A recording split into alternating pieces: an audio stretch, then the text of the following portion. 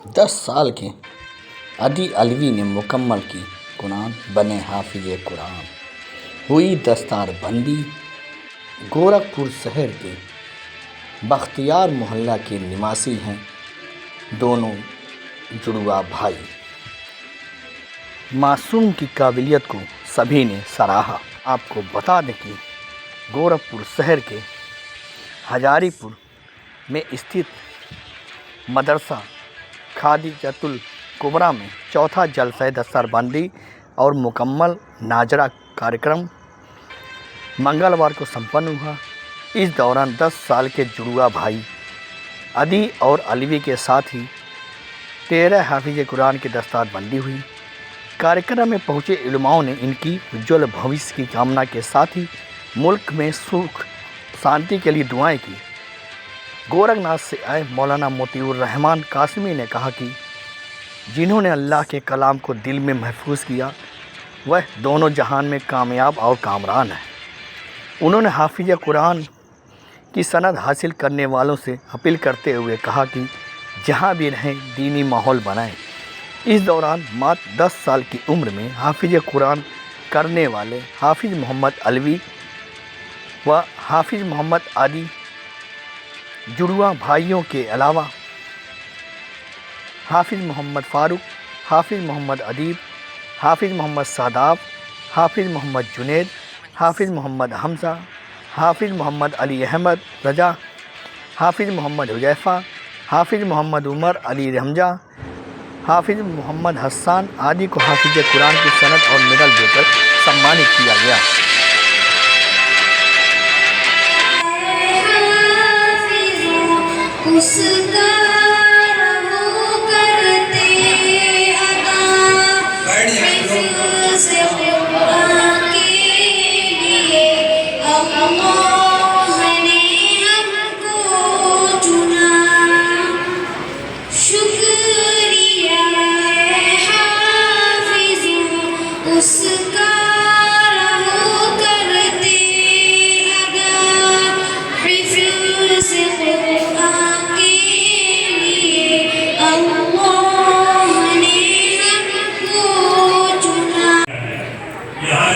بچوں میں، بڑوں میں، لڑکیوں میں جو دینی اثرات اور دینی تعلیم نظر آ رہی ہے اس میں کسی نہ کسی درجے میں اس ادارے کا حصہ ہے۔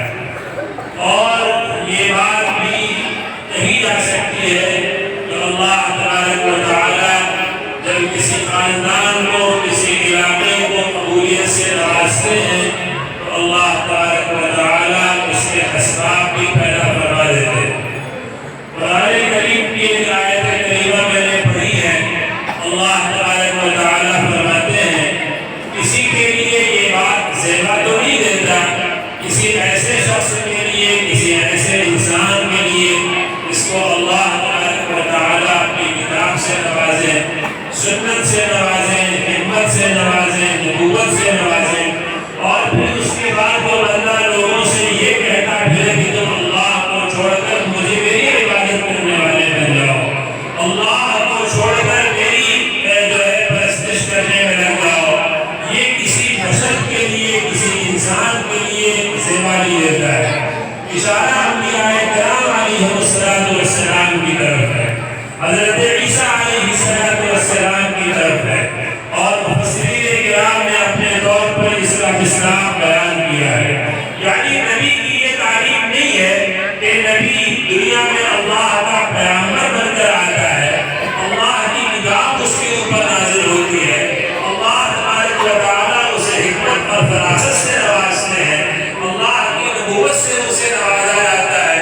پھر وہ لوگوں سے یہ کہے کہ اللہ کو چھوڑ کر میری عبادت کرو، خدا کو چھوڑ کر میری پرستش کرو، اور جو ہے میرے سامنے اپنے ماتھے ٹیکو، یہ کسی نبی کو زیبا نہیں دے سکتا، اور کوئی نبی اس کا تصور نہیں کر سکتا، کسی نبی سے یہ ہو ہی نہیں سکتا۔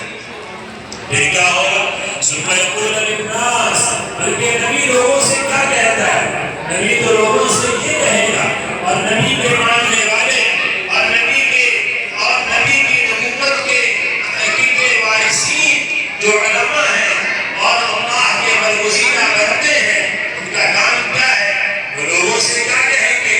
نبوت کی زبان کیا کہہ سکتی ہے اور نبوت کی ترجمانی کرنے والی زبان کیا بولے گی، اور نبوت کی جو ذمہ داری اور انبیاء کرام علیہ السلام کی خلافت کی ذمہ داری اور انبیاء کرام علیہ السلام کے نبوت کے ترجمان اور انبیاء کرام علیہ السلام کے وحی کے ترجمان اور انبیاء کرام کے علم کے ترجمان اللہ نے ہر زمانے میں علماء کو بنایا ہے۔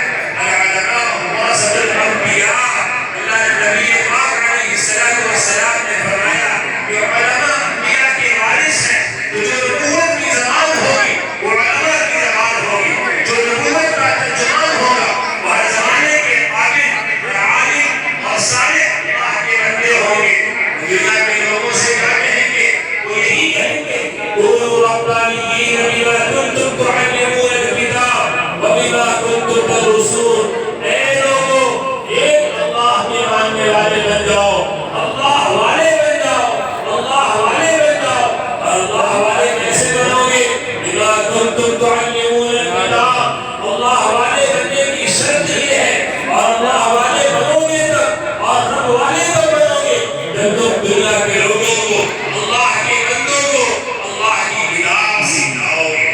وَبِمَا كُنْتُمْ تَدْرُسُونَ، اور اللہ والے جب بنو گے جب تم اللہ کی کتاب کو پڑھنے والے بنو گے، اللہ کی کتاب کو پڑھنے والے بنو گے، اللہ کی کتاب کو پڑھانے والے بنو گے تو اللہ والے بن جاؤ گے۔ اللہ والوں کی صفوں میں تمہارا شمار ہوگا۔ معلوم یہ ہوا کہ اگر کوئی اللہ والا بننا چاہتا ہے، ربانی بننا چاہتا ہے، خدا کا خاص بندہ بننا چاہتا ہے، یہ شرط اول ہے بما کنتم تعلمون